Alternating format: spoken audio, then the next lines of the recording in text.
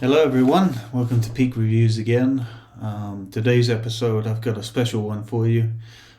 Just been dropped a couple of days ago, and we're talking about the new Megadeth album, which is The Sick, The Dying and The Dead. A little backstory, since the last album it's been about 6 years, which was Dystopia.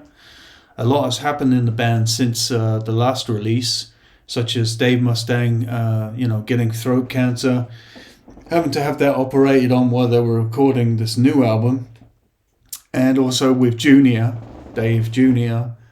We all know the story with him. Unfortunately, he was kicked from the band due to certain activities involving webcam. That's a big shame because Dave Ellefson is part of Megadeth, always has been. So unfortunately, he was let go. So they had to delete all his bass tracks, basically. He was kicked and all his bass tracks were deleted. And they were re-recorded by the legend bass player, Steve Giorgio, who was in Death, and he recorded some albums with Death as well. So a legendary bass player.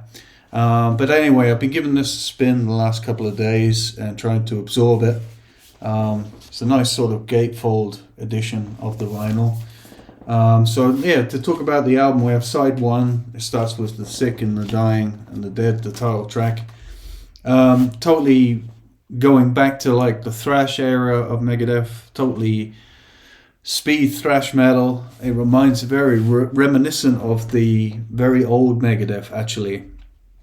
Very quick, very aggressive. Dave's voice sounds really, really good on these recordings, especially the first title track. Throughout the side one, you have these 4 tracks here. All of them are totally stellar. They're all in the thrash nature.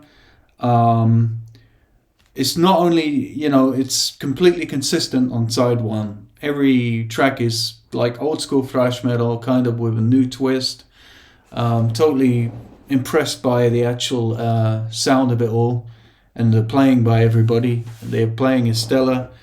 There's nothing on there that doesn't sound out of place, to be honest, and you can tell they worked on it really hard, and they spent a lot of time trying to get the sound they needed.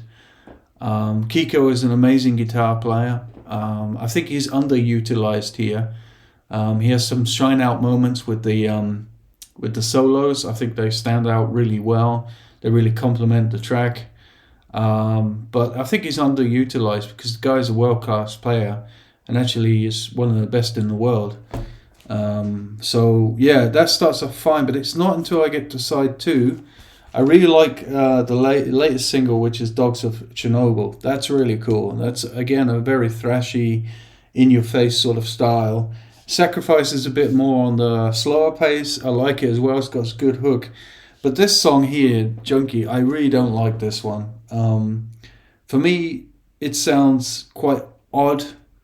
It doesn't feel like it's sat in place, and it just doesn't feel right on this album. I don't know. It feels more like a filler track to me. It kind of lets down the side 2 of this disc, and kind of, really sort of doesn't make sense to me at all. It's a weird timing.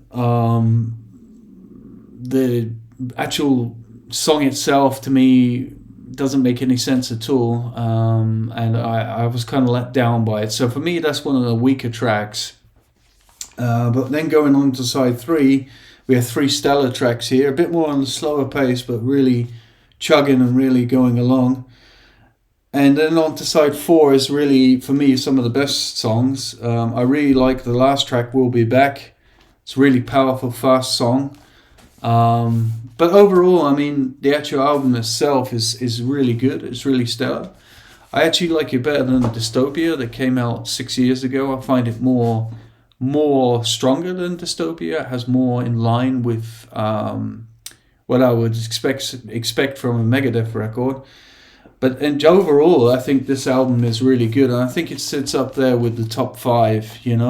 Of course, it's not Peace Sells, it's not Rust in Peace, the classics, but I think it sits in the 4 or 5 position for me personally. I think this is a more of a sort of 7 out of 10. If it wasn't for these inconsistent tracks like Junkie and then Psychopathy, for example, for me, I would give this more an 8 or even possibly a 9, because the rest of those songs on the album are really stellar. Like, they're very solidly played. And Steve Giorgio, I think he went in and he can do so much more on bass. Actually, I think he's over-skilled for Megadeth. So I think that his addition in there, he's kind of like playing along with the band and really gluing with the band, and it just shows you how diverse he really is. And not a lot of people know who he is, but he's one of the best bass players in the world. So, I mean, overall, generally, I think this is a really solid, stellar release. And if you have the possibility to give it time to listen to it, you can fully absorb it. That's what I've done in the last couple of days, to fully absorb it. But for me, it gets about 7 out of 10.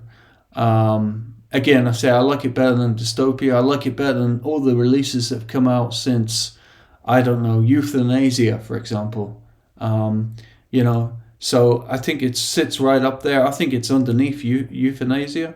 For me, it's like Peace Sells, Rest in Peace, and then Countdown. I love Countdown to Extinction. And I think this would sit up there in the 4th or 5th position. So really stellar release. It's possibly the last album we're ever going to get from Megadeth. They might come back. But for me, if they were to leave it like this, I would be more than happy to accept that they don't release any more albums. Because for me, this album already says, okay, you could go out in this way and it would keep the legacy. So anyway, I hope you liked the review. It's just a quick one. Don't have so much time to do these reviews. Just had a few minutes to do this video. But I recommend it for anybody. It's really a great release, stellar release. And if you like this video, like, subscribe, comment. Thank you very much.